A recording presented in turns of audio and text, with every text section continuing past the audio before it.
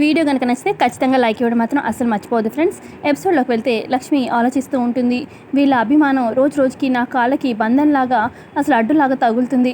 అందుకే నన్ను క్షమించండి అర్జున్ గారు, మిమ్మల్ని ఇబ్బంది పెట్టాను నా మాటలని, కానీ తప్పలేదు. ఎందుకంటే మీరు ఇచ్చిన ఫోటో అది ఎక్కడికెక్కడికి పాకి ఇంకేం జరుగుతుందో అని కంగారులో అలా అనాల్సి వచ్చింది.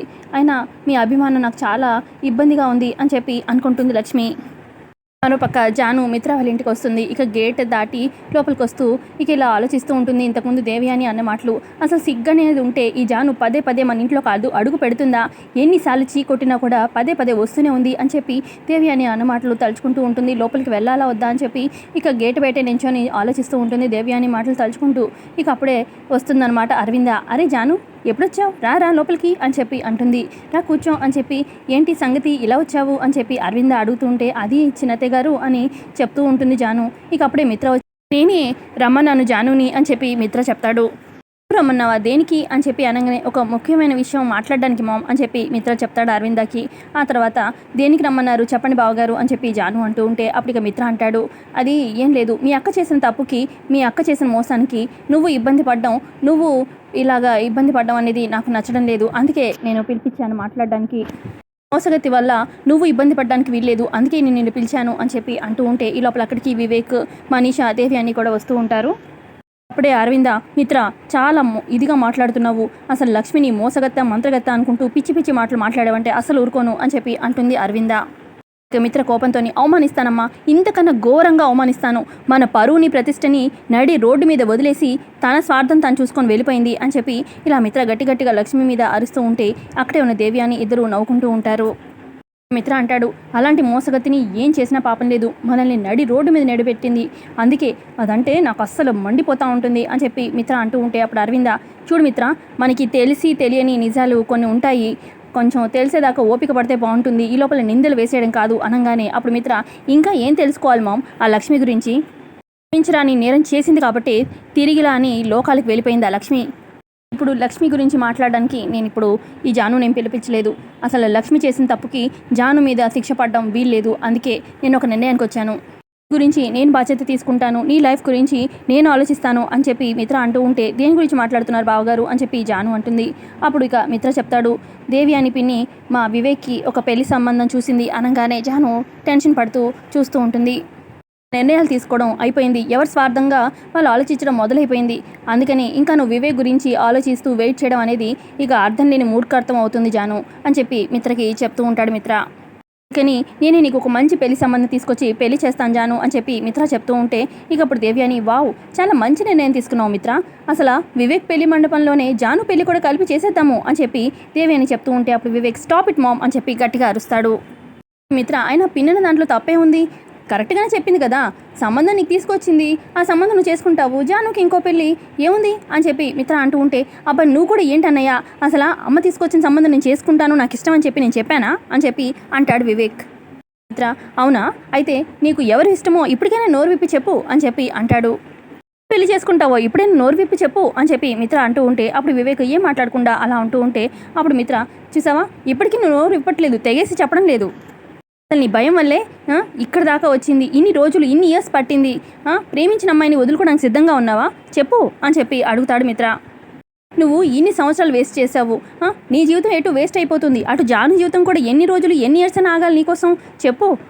అసలు ప్రతి చోట ఎవరో ఒకరు మనల్ని వెనక్కి లాగే వాళ్ళు ఉంటానే ఉంటారు, ఎక్కడైనా ఏ ఫీల్డ్ అయినా దాన్ని దాటుకొని ముందుకు వస్తేనే కదా మనం హ్యాపీగా మనకంటూ మనం సెల్ఫ్గా ఆనందంగా ఉండేది. చెప్తున్నాను, ఇప్పటికైనా మేలుకో, ఏం చేస్తే నువ్వు సంతోషంగా ఉంటావో కొంచెం తెలుసుకో అని చెప్పి మిత్ర అంటాడు వివేక్తోని. ఇప్పటికైనా మేలుకో, నిన్ను ఆపుతున్న బలాన్ని ఆపి నీ జీవితం ఏం కోరుకుంటుందో అది నిర్ణయించుకుంటావో నీ ఇష్టం, ఇప్పటికైనా ఓపెన్గా చెప్పు అని చెప్పి మిత్ర అంటాడు. ఆ తర్వాత మిత్ర జానుతోని ఇలా చెప్తూ ఉంటాడు, జాను, మనం జీవితంలో చాలా కోరుకుంటాము, అన్నీ మనకి దక్కవు కదా, నీ కళ నిజం అవ్వాలని నేను మనస్ఫూర్తిగా కోరుకుంటాను, కానీ ఒకవేళ ఆ కళ నిజం కాకపోయినా నీకు జీవితానికి ఒక మంచి మార్గం నేనున్నాను, నేను వేస్తాను నీకు అని చెప్పి మిత్ర భరోసా ఇస్తూ ఉంటాడనమాట జానుకి. ఆ తర్వాత మిత్ర అక్కడి నుంచి వెళ్ళిపోతాడు. ఆ తర్వాత ఇక జాను చాలా ఏడుస్తూ వివేక్ని అలా చూస్తూ ఉంటుంది. ఇక దేవి అని మనసులో ఇలా అనుకుంటుంది, మిత్ర, నువ్వు జానుని ఎందుకు పిలిపించావో నాకు ఇప్పుడు బాగా అర్థమవుతుంది, వివేక్ మనసులో జాను మీద ఇంకా వెర్రి కలిగించడానికి ఇదంతా చేస్తున్నావని నాకు అర్థమైపోయింది, కానీ నేను అనుకున్న అమ్మాయితోనే నేను అనుకున్న సంబంధమే వివేక్కి చేస్తాను, ఎట్టి పరిస్థితిలో ఈ జాను మాత్రం నా కోడలు అవ్వకుండా చూసుకుంటాను అని చెప్పి దేవి అని మనసులో అనుకుంటుంది.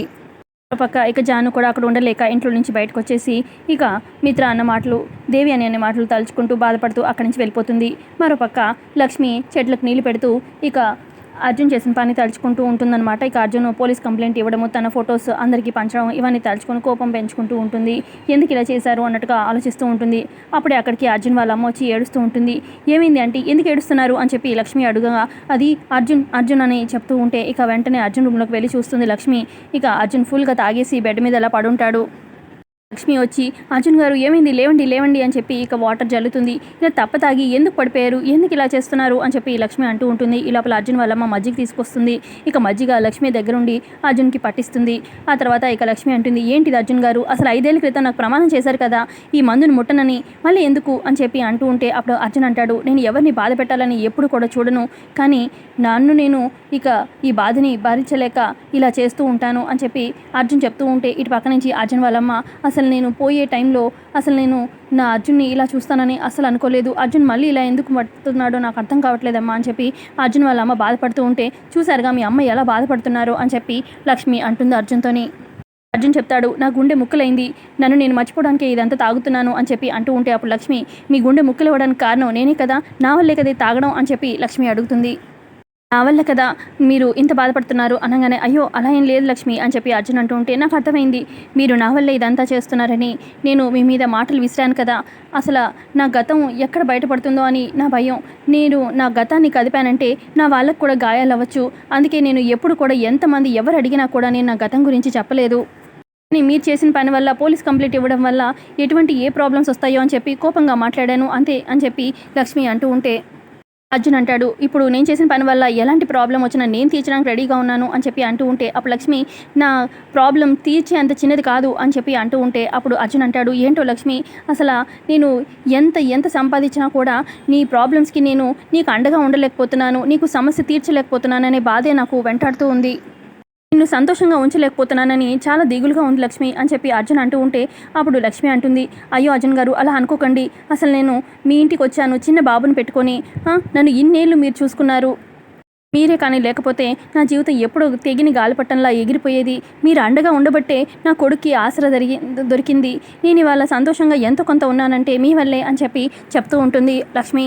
ఆ తర్వాత లక్ష్మి అంటుంది, ఈ 5 ఏళ్ల అనుబంధం చాలా గొప్పది అర్జున్ గారు, అది మాటలో చెప్పలేంది, మీ మీద ఒక అభిమానం కన్నా ఎక్కువ, మీరు మళ్ళీ ఇలాంటి పరిస్థితి ఎప్పుడు తీసుకురాకండి, ఇలా తాగకండి, మమ్మల్ని బాధ పెట్టకండి అని చెప్పి లక్ష్మి అక్కడి నుంచి వెళ్ళిపోతుంది. ఆ తర్వాత అర్జున్ వాళ్ళ అమ్మతో అంటాడు, చూసావా అమ్మ, లక్ష్మి జీవితానికి నేనే ఆధారం అయ్యానంట, నేనే ఒక ఆనకట్టలా నించున్నానంట, మీద అభిమానం కన్నా మాటల్లో చెప్పలేనంత ఫీలింగ్ ఉందంట, లక్ష్మి చెప్పింది విన్నావుగా అమ్మ అని చెప్పి అర్జున్ చాలా హ్యాపీగా చెప్తూ ఉంటాడు.